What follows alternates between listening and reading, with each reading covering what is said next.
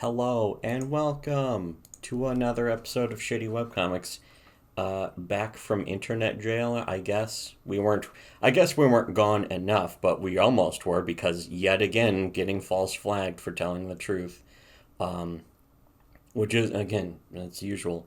It's not my opinion. We actually told the truth and people are false flagging us because of it.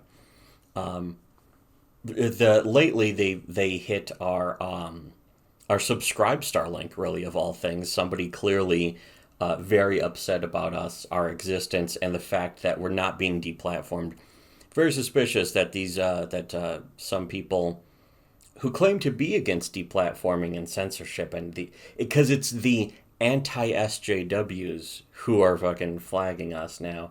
The thing is that they're doing it all secret, like when they're fucking with the whole Whisper network. So for like a week, it looked like we weren't going to even be able to link to our subscribe star anymore. But I guess if you reply more than 7 times to fucking Team YouTube on Twitter, they fucking will actually look at something. So Is that what they it takes? overturned Just that. continuously pestering them. Yeah, and it's funny because they went back and forth, being like, "Oh, your video's not censored. You did a good job," and it's like, yeah, that wasn't the problem. They were just clearly completely in the dark. It was, I mean, I'm pretty sure I was replying to an AI the whole time that's learning human interaction, and it's like I'm not happy to be teaching these fucking creepy AIs that they're learning how to fucking like go and police free speech and just teaching them how to engage better with human beings so that they can censor the internet that much better. But anyways, all that said, this episode is brought to you by our delightful Subscribe Star backers, which we can now apparently link to freely in the description, but I'm probably not going to. It'll be in the card.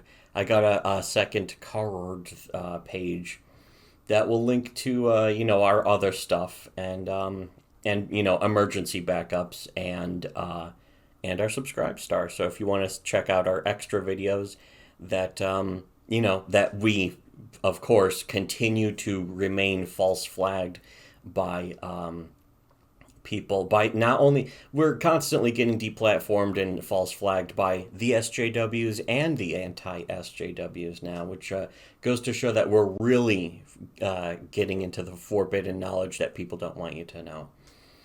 But so yeah, we haven't done an episode in like a month though, because we just pre-recorded so many.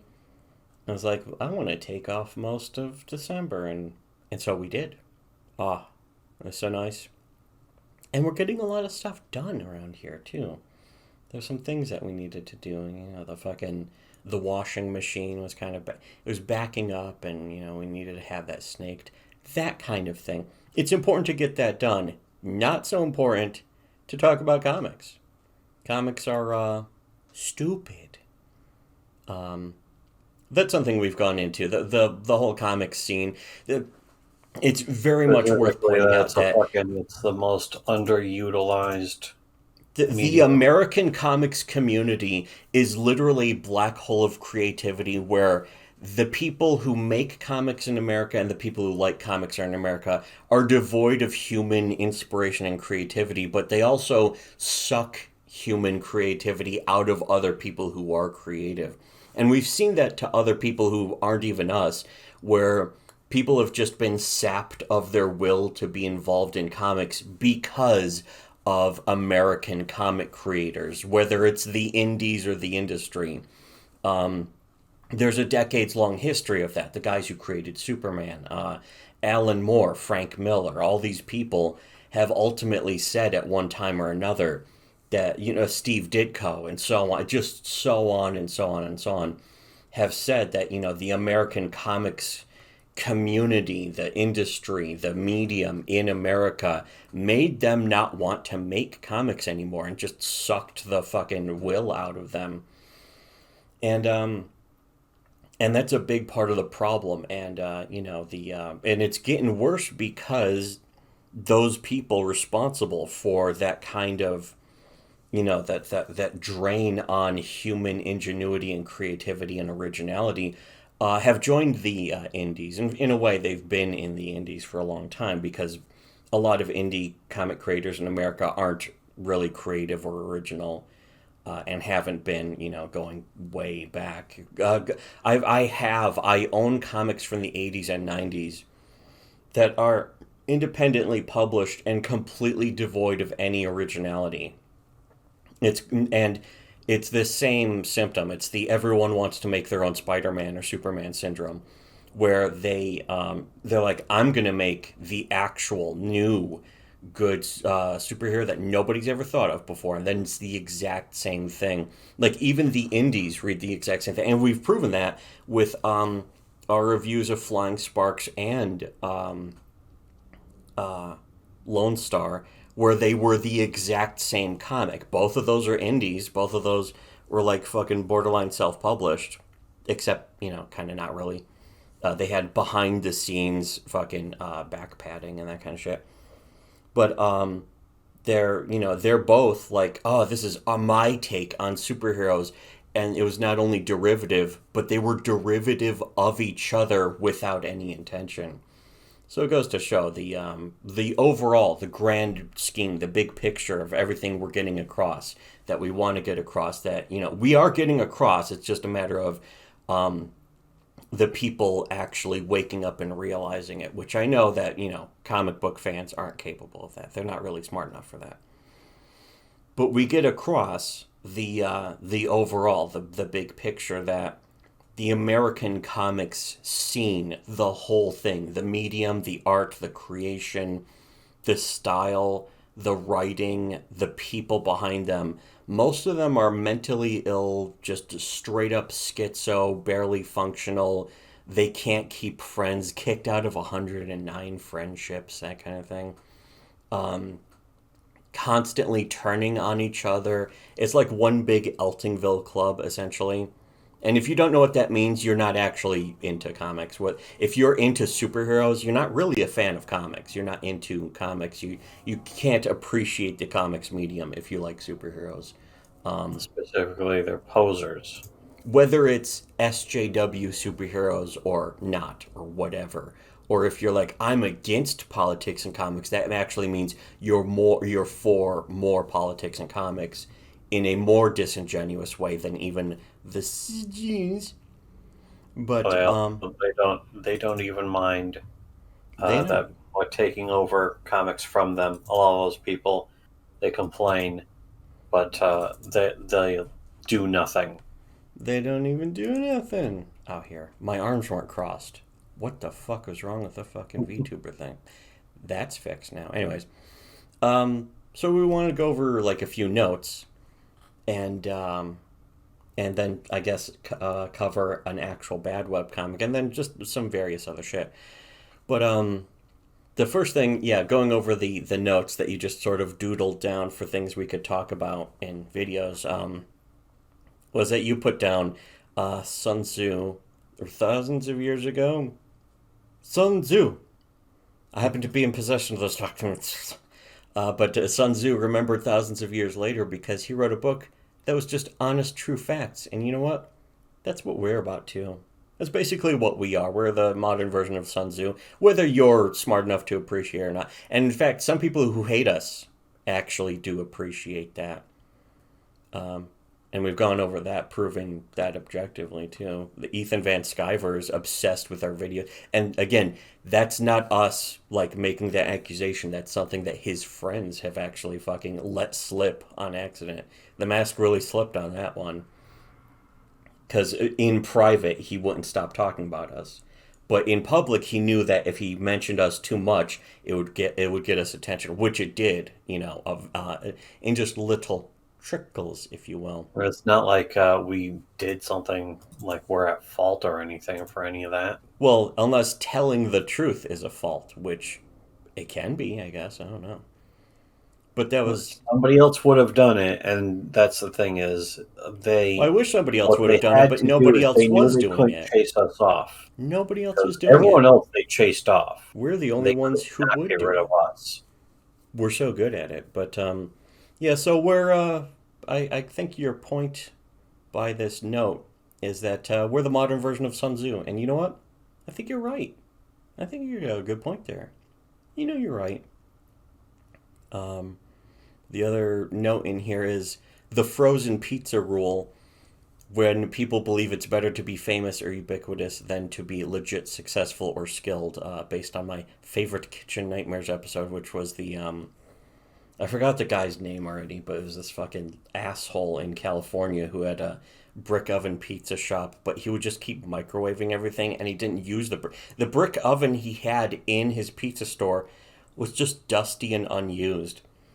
So Gordon Ramsay shows up and is like, "Here, try actually making things for real." And the guy had like a fucking he had a Nick Rekieta whining, crying bitch meltdown just right in public, screaming, being like, "This is my store, it's my life." And then, but what he told Gordon Ramsay, he's screaming about a guy who is like a million times more successful. He's like, it's the the guy who he actually should be did. fucking falling down on his knees in front of. It's about a guy who fucking, the guy who owned the store was like the guy who believed that fame was everything. It was all about how popular you are. Whereas with Gordon Ramsay, it's about the guy who actually did something. And you know, Gordon Ramsay, of course, popular. He got famous for yelling at people and that kind of shit in a way, but he was a chef. It's like, I do remember Patton Oswalt, wife killer Patton Oswalt. One of the things that he said that was still a good point is that the best chefs in the world are fucking completely insane. Usually just fucking like they got Tourette's or they're screaming or they're fucking just rageaholics. Like Razor Fist. But yeah, what this guy at this pizza shop told Gordon Ramsay was he's like, "I can see myself, my name on boxes of frozen pizzas sold in supermarkets." And Gordon Ramsay just looked at him like, "What's wrong with you? That's your goal in life as a chef, is Why are to you be telling? It was like, why are you telling me this? yeah. You should never admit this. Why did you admit that you had just admitted that out loud? Why'd you do that? How come? Why come you ain't got a tattoo?" He's non-scannable. It's like hearing an alleged comic pro admitting that he has been bothered by extreme anti-Semitism from Extreme, somebody else's extreme. Discord. And that he wants to make toys. His big goal in life in comics is to make toys. Not himself. He's not making the toys. He's just ordering somebody else to make the toys. Which, who knows, they'll fucking probably break. They'll snap in half. There'll be like, they're legitimately like, you know, $3 pieces of molded plastic that are going to be like glued together and then fucking, you know, sold for, not even for $10, but he's selling them for like fucking $20 or $50 each. I And think it's acting going to like, be you know, more than that. this is something you're going to really remember. And in 5 years, anyone who sees that is going to be like, "Why did you spend money on that?" And it was like, "Hey, we were owning the SJWs." And it's like, "But you didn't, though." That is what's going to happen, because it's already happened in the past. Is people have spent shitloads of money. I mean, just look at Gamergate. Look at the money that was wasted. Like, people gave shitloads of money to like Sargon, for his game, and then other people for this or that bullshit that went absolutely nowhere. And there's a lot of reasons for that, but the thing is that most of them were just about the talk. They were talking the talk, and they were fucking. They wanted to be YouTubers more than they wanted to actually make something. And when it comes to that, you know, I can imagine it is difficult for the normie cattle out there, those of you out there who can't tell the difference between an actual creator and somebody who goes around saying, you know, "Give me all your money and I'll get, you know, vote for me and I'll set you free," that kind of shit. Um, I guess, you know, I understand why you know, everyone else is too stupid to tell the difference. But I also, it is your fault for being too stupid to tell the difference too. So, you know, not my fault. Certainly not my fault. Um, the other note in here mentioning people frequently confuse that old style of low grade reading level for talking down to your audience. I think it was supposedly Jack Kirby writing to 5 year olds, or writing so 5 year olds could understand the words, that now translates into writers dumbing down their stories and justifying it as being like Jack Kirby, where there's an element. I mean, even I'm really tired of hearing about that, by the way. I would just say, don't do that unless you want to admit that you want to don't do ruin that. the medium. I think like Hemingway would talk about that, where I forget if it was like Faulkner was like, oh, Hemingway doesn't use any words that would send somebody to the dictionary, and Hemingway is like, oh, so poor Faulkner thinks that big emotions come from big words or something like that.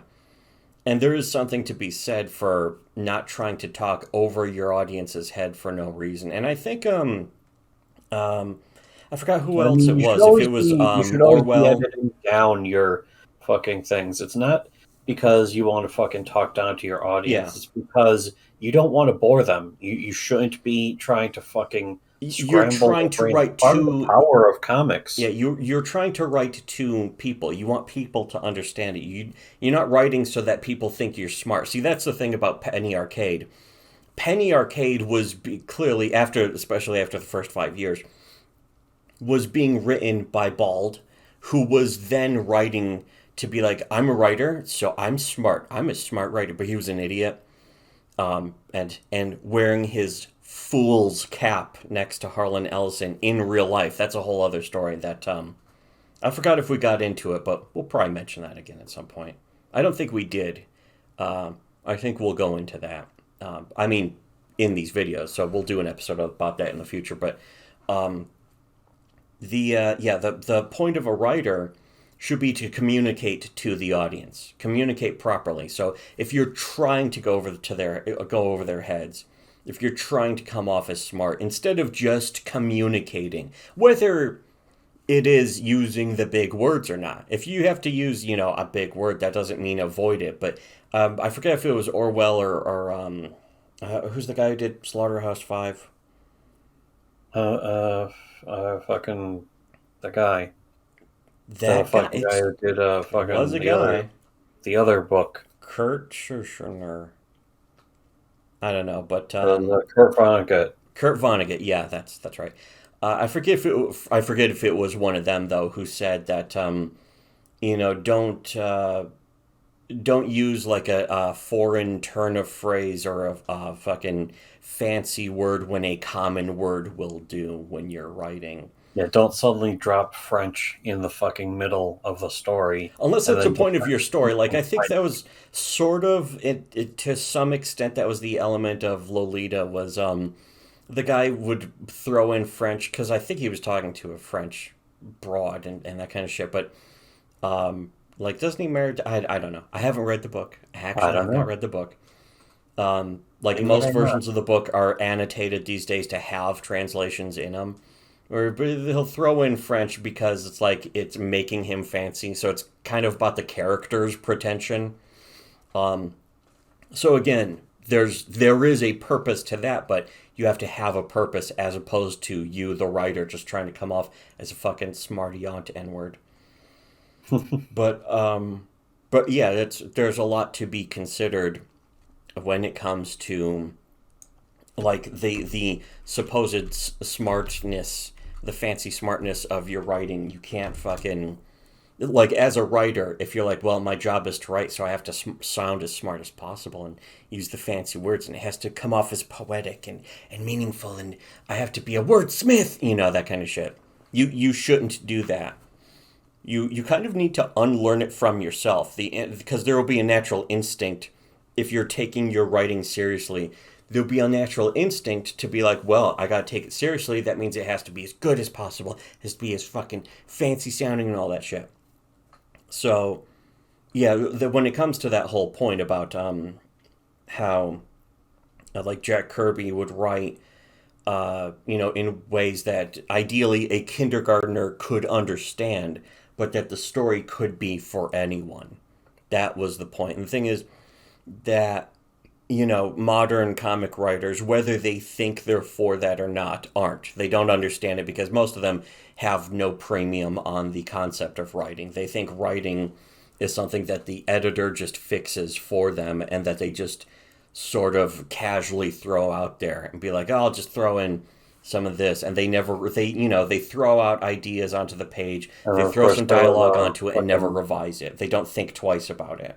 there's Stan Lee, who was like, "Oh, I just fucking he did a lot of damage to the image of writers by being like, yeah, I just come up with the idea and then hand it off to the artist and they finish it." Yeah, and it created this whole illusion that an artist can just fill in story details and that, the writing aspect of writing doesn't even count. And that did more to poison the American comic scene than anyone really wants to admit. And the thing is that it created this attitude among comic book fans in America that comics don't need to be written at all.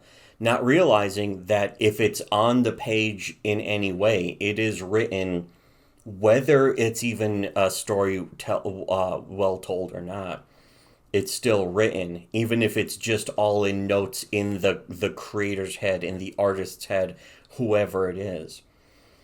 So, yeah, the whole aspect of writing doesn't get really respected in the American industry, whereas in the Japanese industry, which is blowing America out of the fucking water and always will, and like no matter how much money you want to brag about American comics making, Japanese comics will always make more for decades now. That is the past and the future of comics. Is that American comics will never be seen as relevant again for decades, if ever, because American comics look at writing as an afterthought.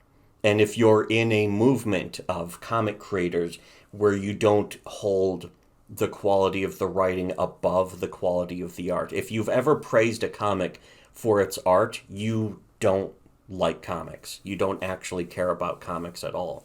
If you've ever enjoyed a comic with dog shit art because it has either something funny in it, or funny writing, or good writing, or bizarre writing, congratulations, you actually like the comics medium.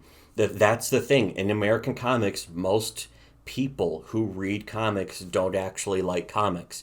They just like looking at the pretty colorful pictures. And I think in a way that can sort of lead to and cap off with this episode of fucking Dresden Codak, Dark Science 112, Detangling, not to be mistaken for detasseling, which you would do with corn. Detasseling specifically. Corn detasseling. I always knew sex was corny, but did you know that corn could be sexy? No. No. Weren't these two Caucasian earlier? Sex is pretty corny. Sex is boring, ugly, hippie shit. Boring, Sydney. Boring. Anyways, so in this page, there's like 3 new characters I don't recognize. This hood lady with fat cleavage, because he's just owning it at this point. He's like, I want to draw some titties. I don't care. But I don't know what's going on here. It was like, oh, are you insane with this face, this body? Oh, it's not how it works. You're putting ideas in your head. Little freak. You poison everything, spoiled the show. Blah, blah. Why? And then punch. And then this chick with the green hair and antennas and Bara Cyberarm says, there's a hole in my apartment. Whoa, what? I blew a whole work day on this. Does anybody care? Of course not. And then are they in a mall or something? They're in a futuristic mall. And then these characters are like, hello there. And then they're just doing something. So it's like, I gotta say, because I haven't been keeping up, maybe, I don't know. What if this comic became good? You can tell he's going for a more cartoony style. But there's also still not a whole hell of a lot of sense of motion in some of this. But the art and the coloring has always been the strongest thing. Like, we've said way back years ago, back home years ago, if you will, is that Dresden Kodak's biggest strength was its coloring, not even its art, and certainly not its writing, which was pretentious as shit. And then also certainly not its panel layouts. The panel layouts in this are fucking fine though, because they're fancy, but they're still coherent, as opposed to previously where there would just be a bizarre circle trying way too hard to be like creative. Now it's just like, oh, okay, it'll tell a story, but I have a feeling the story it's telling is still the same old like, cute girls, or it's supposed to be cute girls and the writer's barely disguised fetish, and then like transhumanist robot arms, fucking. I can just click my robot arm on and off. Truly, this is the future. And then like symbolic runes. What does it mean? And then it's like, who gives a shit? And it looks like it's trying to be like quirky girl power, cool, fit, attractive girls. But the writer, oh, that's right, the writer is now trans. So he's actually, or she, Arena Diaz or whatever, is now a lesbian, and therefore fully justified in making this. Because if you're a straight man, ugh, gross, you're making fucking objectified women. But if you're a gay homosexual female, then it's totally cool to make objectified women. It almost seems like it's a convenient excuse to get away with fucking just drawing fucking titty chicks without having anyone being able to complain about you. Yeah, it's Okay, basically legal for you to rape women if you're fucking it's trans. yeah, now it's legal. If he ends up going to jail, they have to send him to a women's prison where it'll be okay if he rapes someone because I mean, he's a Not woman. only is It's it not it okay, doesn't but I it's like it mean, doesn't count. There are no no one's laws allowed to against it. even fucking object because then they become transphobic, Mm. which means that you hate. It's what it's called when you You don't hate want to be somebody. transphobic. I mean, the prison system, the privatized prison system, as bad as that, it's so terrible because it's privatized, which is for sure bad. But then imagine if it was transphobic on top of that. Oh, literally worse than the Holocaust. As a fucking as our one of our peers, Scarlett Johansson once said, it's literally worse than the Holocaust. Here's the thing, actually, in these middle-ish panels where the main bad guy cat girl robo chick gets punched and she's against the wall, and then like a couple panels later, all of her pieces are being like stringed out of the area, and it's like I couldn't fucking barely tell what was happening. It's like, is that her? Is she suddenly being hung up? Because again, there's no sense of motion at all, so it doesn't really make any sense unless you really know. Like you have to stare back and forth at it. Whereas just a little bit of a motion effect would communicate that she's like all of her various parts, and of course, her all of her body parts are being pulled apart to be fucking pulled out of there, and it's like, yeah, again, the writer's barely disguised dismemberment, robo dismemberment girl fetish. And then is Kamiko Thunderchugs just smaller than ever now? In these last two panels, they're making sure to show how she's like fucking 4'11" now. Whereas she never looked very short previously. Now it's like he realized, oh, I want her to be short too. But I don't want to make a new character. Anyways, so I guess that'll That's wrap up fucking this episode. reducing her fucking. It's like the worst kind of fucking degrading. Reductionism. Degrading reduction, fetishization. It's fetishization. Anyways, so that covers this week. Make sure to unlike, share, reshare, unshare, reshare, unshare. People seem to take that really seriously. Gay watts. But anyways, we're gonna just be enjoying our fucking vacation time off. That's for sure. I'm gonna be fucking sitting around and fucking playing video games. I gotta say though, we need better computers for VR. I really didn't know. We got VR stuff, and I didn't know VR requires really powerful systems. You can have a mid-range computer right now and still play It's some also one of older the things VR I games, learned. but damn, The damn. fucking one guy who reviews a bunch of VR was like, "Oh, if you're gonna only play at 1080p, that's not gonna cut it. You gotta go." or something more than that. And it's like, is that 8K. really 1080p? Are you just being a fucking graphics whore? But the thing is, because the fucking goggles are right up against your face, Mm-hmm. it's essentially true. Yeah, it becomes blurry unless you have it in like a higher resolution. Like I turned on the goggles resolution, HMD resolution, whatever, and it's like fucking yeah, everything's blurry now. It's blurry in the game, and it's blurry when I fucking capture it, but it's like yeah, it just I don't know. I mean, I can at least run most of these games, but shit, man. I mean, Half-Life Alyx, half of the game really did not run properly. The rest of it ran perfectly and like 90 frames a second looked great, Mhm. but We don't meet yeah. the minimum requirements for it. Yeah, we're not we never really get the highest end stuff. We just get the middest range stuff after a few years. But you know, fucking but maybe someday soon. Maybe if people actually are interested in putting their money where their mouth is, which our subscribers on our subscribe star, those people are, and you know, our most of our followers on YouTube, those are people who actually mean what they say. Those everyone else though, their words are fake and hollow, and they're more interested in status worship. Not very cool. It's totally not cool, dudes. But anyways, but that you know, we'll fucking wrap that up to share, unlike, whatever, and as usual, of course, which more and more people seeing this being proven true with every single passing day should have listened to Shitty Webcomics.